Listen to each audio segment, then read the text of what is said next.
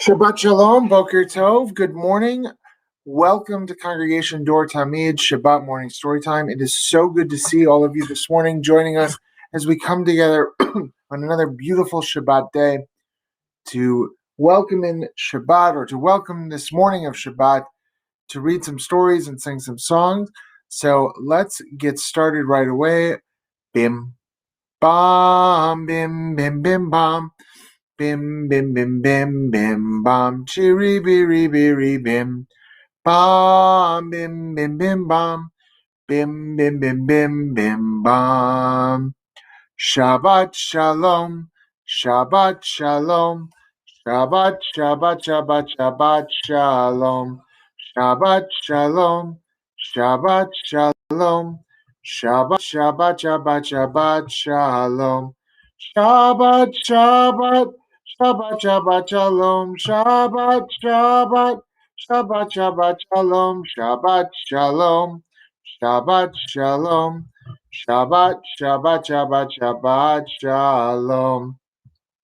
Maya Hayom. Shabbat Shalom. Maya Hayom. Shabbat Shalom. Shabbat, Shabbat Shalom. Shabbat, Shabbat Shalom. Shabbat, Shabbat Shalom. Shabbat Shalom. So I have a few books to share with you this morning. Our first one is just an oldie but a goodie, a traditional story, Goldilocks and the Three Bears. And this version is retold and illustrated by Jan Brett.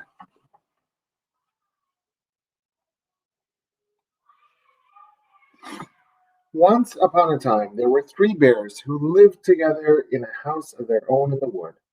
One of them was a little small wee bear, and one was a middle-sized bear, and the other was a great, huge bear. They each had a bowl for their porridge, a little bowl for the little small wee bear, a middle-sized bowl for the middle-sized bear, and a great huge bowl for the great huge bear. And they each had a chair to sit in, a little chair for the little small wee bear, a middle-sized chair for the middle-sized bear, and a great huge chair for the great huge bear. And they each had a bed to sleep in, a little bed for the little small wee bear, a middle-sized bed for the middle-sized bear, and a great huge bed for the great huge bear. One day, after they had made their porridge for breakfast and poured it into their porridge bowls, they walked out into the woods while the porridge was cooling. And while they were walking, a little girl named Goldilocks came to their house. First she looked in at the window, then she peeped in at the keyhole, and seeing no one was home, she lifted the latch. The door opened before her, and in she went. How pleased Goldilocks was when she saw the steaming porridge on the table. The sweet smell of the porridge with toasted nuts, honey, and berries filled the room. It was so tempting, Goldilocks set about helping herself. First she tasted the porridge of the great huge bear, but it was too hot. Then she tasted the porridge of the middle-sized bear, but it was too cold. Then she tried the porridge of the little small wee bear, and it was neither too hot nor too cold. It was just right. She liked it so much, she ate it all up. Then Goldilocks sat down in the chair of the great huge bear, but it was too hard for her. Then she sat down in the chair of the middle-sized bear, but it was too soft for her. And then she sat down in the chair of the little small wee bear, and this chair was neither too hard nor too soft, but just right. So Goldilocks seated herself in it, and there she sat until the bottom of the chair gave way, and down she came, plump, upon the floor. Then Goldilocks went upstairs to the bedroom in which the three bears slept. First she lay down upon the bed of the great huge bear, but that was too high at the head for her. Next she lay down upon the bed of the middle-sized bear, but that was too high at the foot for her. Then she lay down upon the bed of the little small wee bear, and that was neither too high at the head nor foot, but just right. So she covered herself up comfortably and fell fast asleep. By this time, the three bears thought their porridge would be cool enough to eat, so they returned home for breakfast. Now Goldilocks had left the spoon of the great huge bear standing in his porch. "Somebody's been at my porridge," said the great huge bear in his great rough, gruff voice. And when the middle-sized bear looked at her, she saw that the spoon was standing in it too. "Somebody has been at my porridge," said the middle-sized bear in her middle voice. Then the little small wee bear looked at his bowl, and the spoon was in the porridge bowl, but the porridge was all gone. "Somebody's been at my porridge and has eaten it all up," said the little small wee bear in his little small wee voice. Upon this, the three bears, seeing that someone had entered their house and had eaten up their small wee bear's breakfast, began to look about them. Now Goldilocks had now put the hard cushion straight when she rose from the chair of the great huge bear. "Somebody's been sitting in my chair," said the great huge bear in his great rough, gruff voice. And Goldilocks had crumpled the soft cushions of the middle-sized chair. The middle-sized bear. "Somebody's been in my chair," said the little-sized bear in her middle voice. And you know what Goldilocks had done to the third chair. "Somebody's been sitting in my chair and has sat the bottom right out of it," said the little small wee bear in his little small wee voice. Then the bears thought it necessary they should make a further search, so they went upstairs to their bedroom. Now Goldilocks had pulled the pillow of the great huge bear out of its place. "Somebody's been lying in my bed," said the great huge bear in his great rough, gruff voice. And Goldilocks had pulled the cover of the middle-sized bear out of place. "Somebody's been lying in my bed," said the middle-sized bear in her middle voice. And then the little small wee bear came to look at his bed. There was Goldilocks, sleeping peacefully, her long, shiny braids spread across his pillow. Little small wee bear just stared at her for a moment and didn't say anything. But then he cried, "Somebody's been lying in my bed, and here she is!" Goldilocks had heard in her sleep the great rough, gruff voice of the great huge bear and the middle voice of the middle-sized bear. But it was only as if she heard someone speaking in a dream. But when she heard the little small wee voice of the little small wee bear, it was so sharp and so shrill and so like her own that it awakened her at once. Up she started, and when she saw the three bears on one side of the bed, she tumbled herself off the other and ran to the window. Out Goldilocks jumped and ran away as fast as she could run, not looking behind her until she was very far away. And what happened to Goldilocks afterwards? No one can tell, but the three bears never saw anything more of her. The end.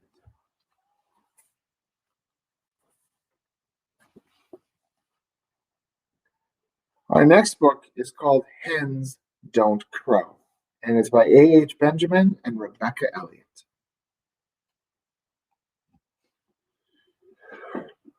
Rooster had a sore throat.